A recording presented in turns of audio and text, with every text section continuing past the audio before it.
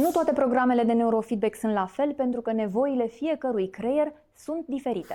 Neurofeedback-ul nu este un tratament medical și nu trebuie privit ca atare. Este un antrenament cerebral complementar care poate fi folosit alături de alte intervenții medicale sau terapeutice pe care le urmezi deja. La Neurofeedback Hub, fiecare persoană trece printr-o evaluare inițială în urma căruia creăm un plan personalizat de neurofeedback. Mai mult, în funcție de nevoile tale, îl putem suplimenta cu sesiuni de coaching, psihoterapie, evaluarea microbiomului sau nutriție pentru creier sau cu alte intervenții din partea specialiștilor noștri. Oricine poate face neurofeedback, indiferent de vârstă și fără o situație medicală de rezolvat. Dar nu toată lumea este pregătită să înceapă imediat un astfel de program, așa că în situații critice recomandăm întotdeauna consultul medical înainte de orice altceva. Dacă vrei să înțelegi mai bine cum funcționează creierul tău, urmărește-mă!